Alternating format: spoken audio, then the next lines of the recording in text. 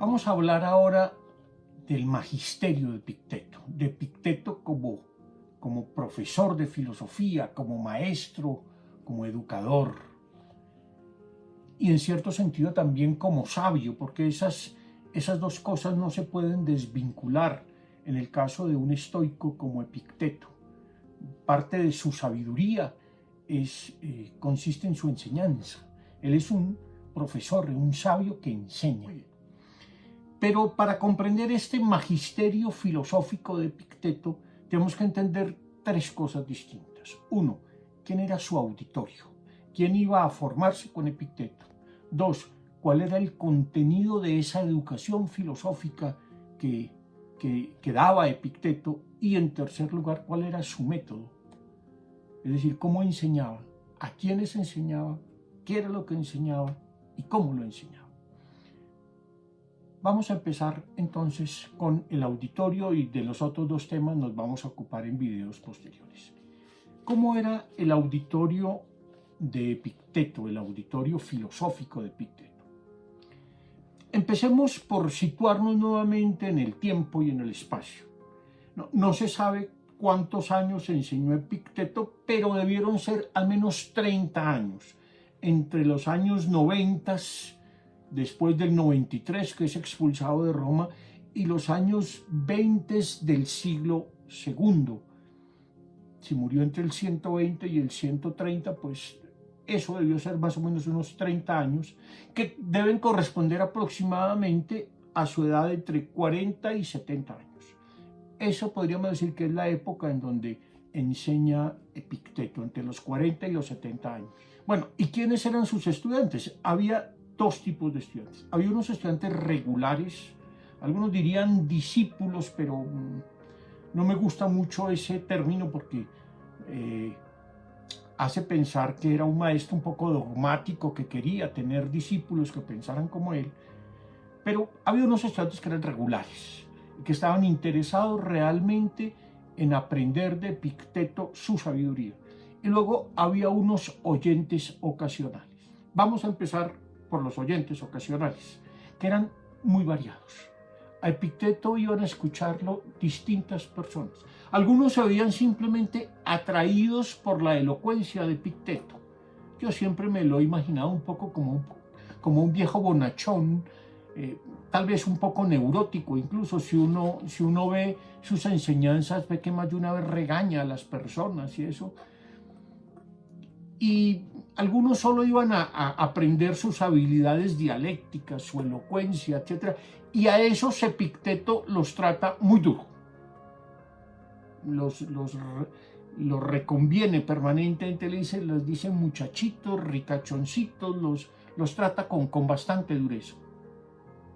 Había otros visitantes aún más ocasionales que lo tomaban a él como una especie de consultor, porque le iban a consultar casos de conciencia. Hay un pasaje muy bonito en el capítulo 15 del primer libro de las disertaciones, en donde Arriano nos cuenta lo que le responde Epicteto a alguien que le va a preguntar qué debe hacer él para que su hermano no se moleste con él. ¿Cierto? Entonces ahí está la respuesta, capítulo 15 del libro primero de las disertaciones, ¿no? Algunos seguramente iban a escuchar a Epicteto por curiosidad, por simpatía, etcétera, etcétera.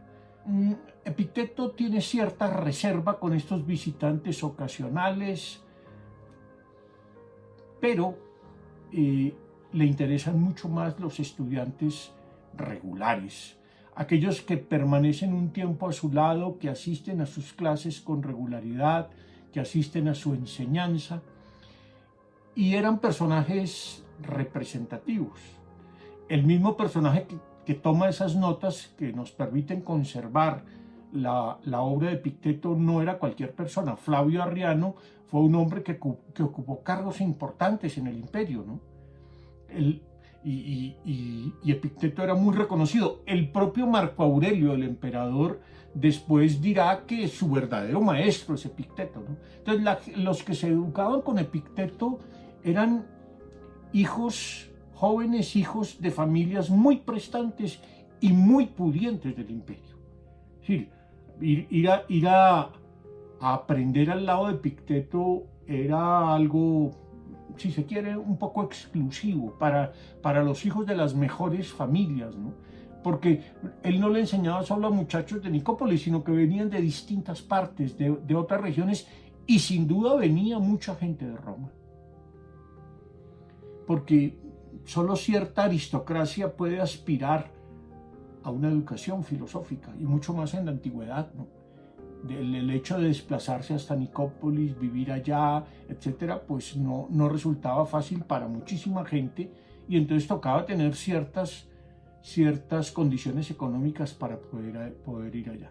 Y Epicteto es consciente de eso y los fustiga más de una vez diciéndoles: ustedes, muchachitos riquitos, muchachitos malcriados, etcétera, porque es un poco regañoncito, pero es muy interesante. Entonces, su auditorio básicamente está formado con jóvenes, diríamos hoy, con futuro, personas que podían hacer una carrera en el imperio. De hecho, hay varios personajes importantes que asistieron a las clases de Epicteto.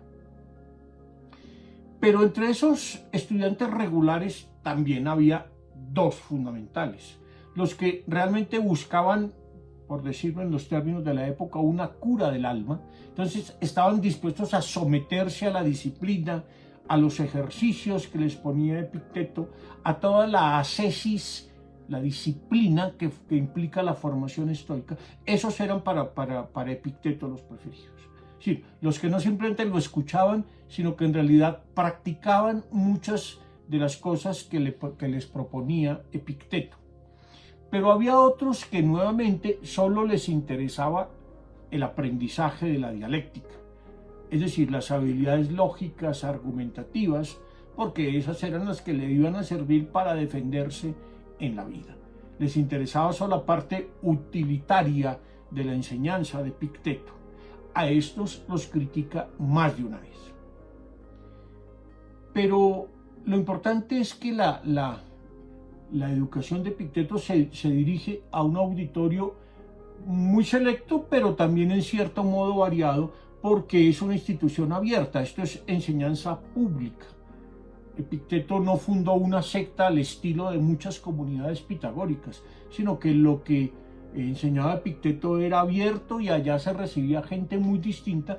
Podía tener cierta privacidad, seguramente había que contribuir de algún modo a Epicteto, pero Epicteto nunca se enriqueció, siempre vivió muy pobremente, pero asistir allá implicaba unos gastos importantes, ¿cierto? Veremos más adelante, cuando leamos el texto de la salutación de Arriano a Lucio Gelio, eso nos va a dar otras claves muy interesantes de quienes asistían a las clases de Epicteto. Una última nota sobre tal vez el alumno más importante, porque fue el que además nos conservó la enseñanza de Epicteto, que es Flavio Arriano. A él le debemos que todavía hoy conozcamos la filosofía de Epicteto. Ya les decía que era un hombre importante, que tuvo cargos importantes luego en el Imperio Romano, que fue uno de sus estudiantes regulares, y que en general es a él al que debemos que se conserven las enseñanzas de Epicteto.